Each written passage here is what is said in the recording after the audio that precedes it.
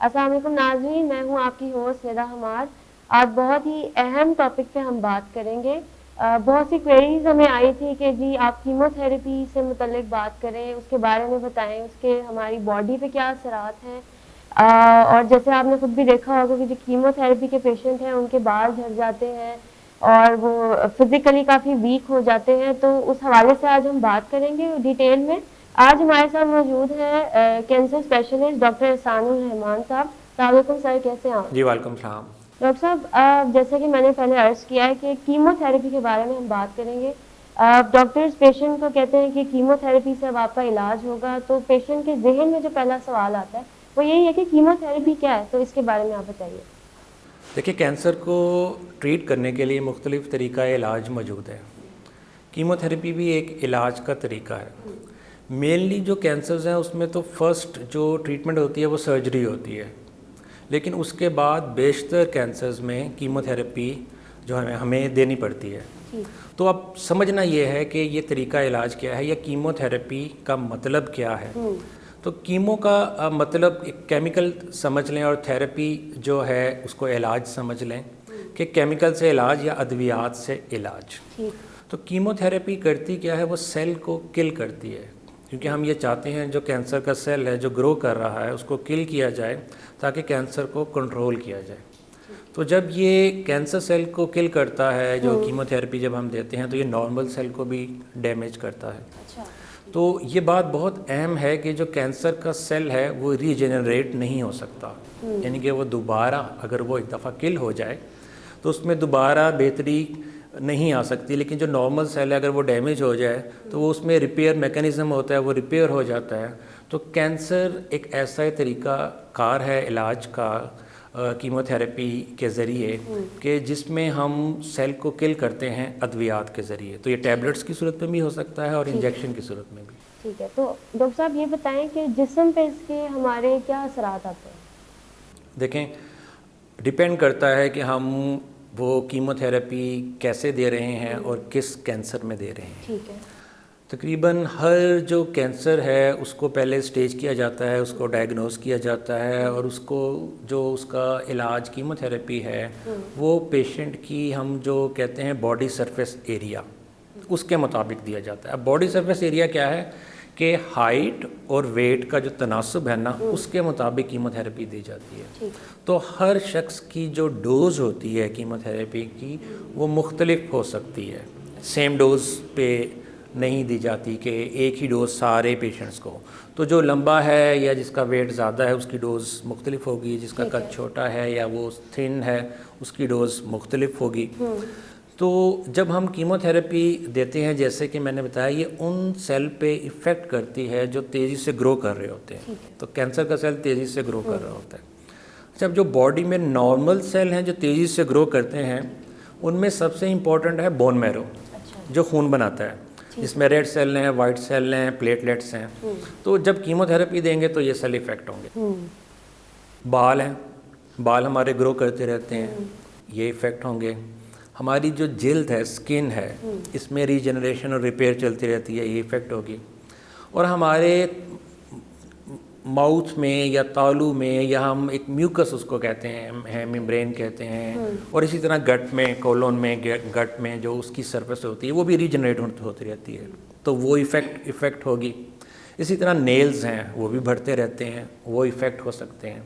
अब specific chemotherapy के जो कोई भी एक स्पेसिफिक साइड इफ़ेक्ट होता है ना, वो उससे रिलेटेड होता है। ठीक है। जैसे अगर मैं बात करूं कि ब्रेस्ट कैंसर में जो हम डॉक्सोरूबिसिन, आमतौर पे लोग इसे लाल दवाई या रेड, क्योंकि इसका कलर रेड होता है, जब ये प्रिपेयर होती है तो रेड कलर का ये जो इंजेक्शन है या बोतल बनती है, तो आमतौर पे किसी को नाम याद नहीं होता तो हम पूछते हैं कि आपको लाल रंग का टीका लगा था या ड्रिप लगी थी, तो हम फिर पहचान जाते हैं इसको डॉक्सोरूबिसिन लगी। ठीक है। तो डॉक्सोरूबिसिन जो है वो हार्ट पे इफ़ेक्ट करती है। तो अगर मैं जनरल कहूँ कीमोथेरेपी के साइड इफ़ेक्ट्स क्या हो सकते हैं, तो उसमें बालों का उतरना, ये कॉमन है। अच्छा। कुछ कीमोथेरेपीज़ ऐसी हैं जिससे बाल नहीं उतरते। इसके अलावा नाखूनों का इफ़ेक्ट होना, या उनमें जिसे कहते हैं क्रैक्स आ जाना, या उनका कमज़ोर होना, स्किन पे जो ब्लैकनिंग ऑफ स्किन है या डार्कनिंग ऑफ स्किन है वो ज़्यादा हो जाना, मुंह में छाले, डायरिया हो जाना या सिकनेस और नाउजिया, और सबसे इम्पोर्टेंट ये है कि जब वो बोन मैरो पे इफेक्ट करता है तो रेड सेल वाइट सेल कम हो जाती है। जब वाइट सेल कम होती हैं तो इम्यूनिटी कम हो जाती है। अच्छा, अब जो ये मैंने साइड इफ़ेक्ट्स बताए इसका मतलब ये नहीं है कि तमाम लोगों को तमाम सारे ही साइड इफ़ेक्ट होंगे। ठीक है। मैं अपने मरीज़ों को ऐसे समझाता हूँ कि देखो, जब आप पैरासीटामोल या पैनाडोल खाते हो, ठीक है, तो रूटीन में लोग खा लेते हैं, एक दूसरे से पूछ के खा लेते हैं, डॉक्टर के मशवरे के बगैर खा लेते हैं, वो उसके साइड इफ़ेक्ट के बारे में नहीं सोचते।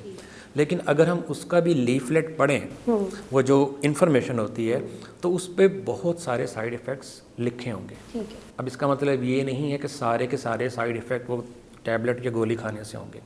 तो कैंसर के मरीज़ में भी जब कीमोथेरेपी से इलाज किया जाता है तो इसका मकसद हरगिज़ नहीं होता कि हर बताया जाने वाला या लिखा हुआ साइड इफ़ेक्ट मरीज़ को होगा। कुछ पेशेंट्स में कम होते हैं साइड इफ़ेक्ट्स, कुछ पेशेंट में मॉडरेट होते हैं, जो पेशेंट सेंसिटिव होते हैं या एलर्जिक होते हैं उनमें ज़्यादा हो सकते हैं। ठीक है। डॉक्टर साहब ये बताएं कि ख़वातीन अक्सर सोचती हैं कि जी हमारे बाल अब झड़ जाएंगे कीमोथेरेपी के बाद और हमारी जो जिस्म में काफ़ी तब्दीली आएगी, तो वो वापस नॉर्मल कैसे हो सकती है? उनके बाल वापस आ जाए, उनकी फिज़िकली वो नॉर्मल हो जाए, तो क्या उसके लिए क्या किया जाता है? देखिए, आमतौर पे जो ख़वातीन में देखा गया है वो ये है कि ज़्यादातर जो कीमोथेरेपीज़ हैं उससे बाल गिर जाते हैं, ठीक है। क्योंकि कॉमन कैंसर है ब्रेस्ट जी, कैंसर, ऐसे ही उससे ख़वातीन इफ़ेक्ट होती हैं। तो जब हम ब्रेस्ट कैंसर की कीमोथेरेपी से ट्रीटमेंट करते हैं तो उनके बाल उतर जाते हैं। तो हम पेशेंट को काउंसल करते हैं, बताते हैं कि जिससे आपके बाल उतर सकते हैं। तो अब बालों से मुराद ये है कि उनकी कई दफ़ा जो पलकें या भवें हैं वो भी हल्की हो जाती हैं या उतर जाती हैं। जी, राइट। अब जब बाल उतरते हैं तो ये एक साइड इफ़ेक्ट है कीमोथेरेपी का।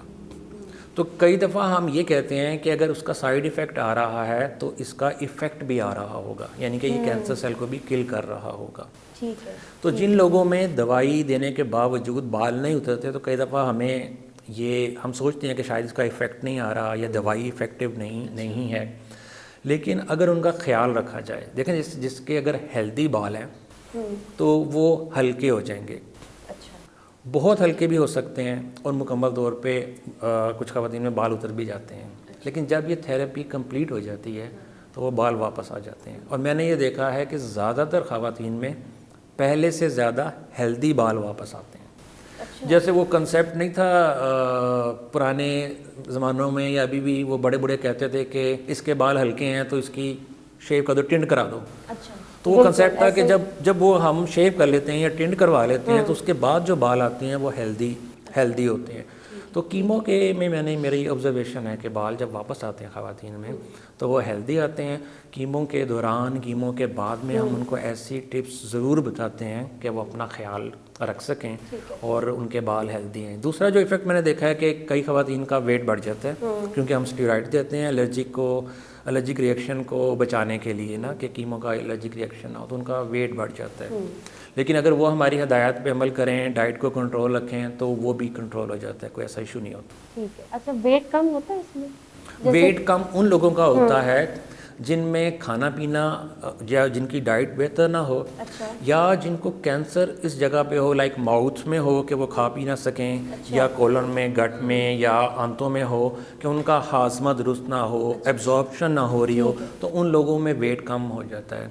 आम तौर पे ब्रेस्ट कैंसर पेशेंट्स में या दूसरे कैंसर के जो पेशेंट्स हैं, जब हम कीमो देते हैं अगर वो टॉलरेट कर रहे हैं तो वेट पे इफेक्ट नहीं होता और आइडियली नहीं होना चाहिए। अच्छा डॉक्टर साहब, सुना ही है कि इनकी दवाइयाँ काफ़ी महंगी हैं और अफोर्डेबल नहीं है, तो जो पेशेंट है वो नहीं अफोर्ड कर सकते, तो उनके लिए क्या किया जाता है? देखें, इसमें कोई शुबा नहीं है कि कैंसर की अद्वियात जो है ना वो महंगी हैं, लेकिन हमने ये देखना है कि वो कौन से कैंसर हैं जिनकी अद्वियात महंगी हैं। ठीक है। जो हमारा बर्डन है ना, यानी कि मोस्टली जो पेशेंट है ना कैंसर का, अगर हम मेल और फीमेल की रेशो को मिलाएं आप ना, तो सबसे ज़्यादा जो कैंसर है ना वो ब्रेस्ट कैंसर है। लाइक 14-15% जो होता है वो ब्रेस्ट कैंसर होता है, अगर हम मेल कैंसर भी मिला लें और फीमेल कैंसर को भी मिला लें। तो जो ब्रेस्ट कैंसर का इलाज है उसकी मेरे ख्याल से दवाई इतनी महंगी नहीं है। ठीक है। कुछ लोग जो बिल्कुल ही अफोर्ड नहीं कर सकते उनके लिए हमारे कुछ जो चैरिटी हॉस्पिटल्स हैं वो हेल्प कर देते हैं, हमारा इदारा खुद हेल्प कर देता है। तो ऐसा नहीं होता कि कोई किसी मरीज़ का जो इलाज है वो दवाई यानी कि कीमोथेरेपी के महंगे होने या वो पेशेंट अफोर्ड नहीं कर सकता उसकी वजह से रुक जाए। कम से कम हम हमारे इदारे से जो लोग रब्ता करते हैं या हम उनका जिनका इलाज कर रहे होते हैं, हम उनके लिए ये सहूलत या आसानी पैदा कर देते हैं कि वो अपना इलाज कंटिन्यू कर सकें। ठीक है डॉक्टर साहब। अच्छा ये बताएं कि कितना अरसा चलता है ये ट्रीटमेंट? देखिए ये मुख्तलिफ है, अगर ये स्टेज पे डिपेंड करता है। अच्छा ठीक है। अच्छा, अब मकसद ये होता है कीमोथेरेपी देने का कि या तो उसकी सर्जरी से ट्यूमर निकल चुका हो, अच्छा ठीक तो हम कीमोथेरेपी दें, उसकी जो रिस्क ऑफ रिलैप्स यानी कि डिजीज़ के वापस आने के चांसेस को कम करने के लिए हम कीमोथेरेपी दें। तो उसमें एक सर्टेन पीरियड है, 3 महीने का इलाज, 4 महीने का इलाज, 6 साइकिल या 8 साइकिल, तो उसके बाद वो कंप्लीट हो जाता है। जो लोग जिन लोगों में ये कैंसर फैल जाता है दूसरे यानी कि जिस्म के हिस्सों में, बोन्स में, लंग्स में, जिसको हम स्टेज 4 या मेटास्टेटिक कैंसर कहते हैं, तो उनको जो कीमोथेरेपी या कोई भी ट्रीटमेंट है वो लाइफ लॉन्ग लेनी पड़ती है। उसमें भी हम कभी ये कर सकते हैं कि कुछ ऐसे के लिए रोक देते हैं, जब हम देखते हैं कि कैंसर का मर्ज दोबारा बढ़ रहा है तो दोबारा स्टार्ट कर देते हैं, लेकिन अक्सर औकात एक कॉन्टीन्यूस ही एक प्रोसेस होता है। अच्छा, तो डॉक्टर साहब ऐसा है कि कीमोथेरेपी करवाने के बाद भी दोबारा कैंसर हो सकता है या दोबारा ही वो सेल जो है उनकी दोबारा ग्रोथ हो जाए, ऐसा है? जी ऐसा हो सकता है। अगेन मैं कहूँगा कि स्टेज पे डिपेंड करता है। अच्छा। अगर स्टेज 1 और 2 है तो 70 to 90% चांस है कि वो वापस नहीं आएगा, लेकिन अगर 3 है तो उसमें चांस ज़्यादा होता है वापस आ जाए। मोस्टली जो एडवांस कैंसर होते हैं, स्टेज 3 के कैंसर्स होते हैं, वो 2 साल में वापस आ जाते हैं, ज़्यादा चांस होता है। लेकिन हम उनको देखते रहते हैं, उनको ऑब्जर्व करते हैं, फॉलोअप करते हैं, तो जो अर्ली स्टेज कैंसर है उनमें मुकम्मल क्योर पॉसिबल है, तो मरीज साल ज़िंदा रहता है या अपनी नॉर्मल लाइफ गुजार सकता है। चांस हमेशा होता है, 100% ज़ीरो नहीं होता। अगर 2% चांस भी है तो चांस होता है कि वापस आ जाए। अच्छा, अर्ली स्टेज से आपका क्या मतलब है कि हम उसको कैसे डिटेक्ट करें? जिसे हम स्टेज 1 और 2 कहते हैं, तो कुछ कैंसर्स हैं जिनकी स्क्रीनिंग की जाती है तो वो अर्ली डिटेक्ट हो जाते हैं और उन्हें कीमोथेरेपी की ज़रूरत नहीं पड़ती। लेकिन अगर ये एडवांस हो या बढ़ जाए या स्टेज 3 हो तो मोस्टली जो कैंसर्स हैं उनमें कीमोथेरेपी देनी पड़ती है। कीमोथेरेपी का जो दुरानिया है या इसका जो एक सेशन होता है उसको हम एक कोर्स कहते हैं। ठीक है। तो आमतौर पे लोग इसको ना कीमोथेरेपी के कोर्स के नाम से जानते हैं कि कितने कोर्स लगेंगे।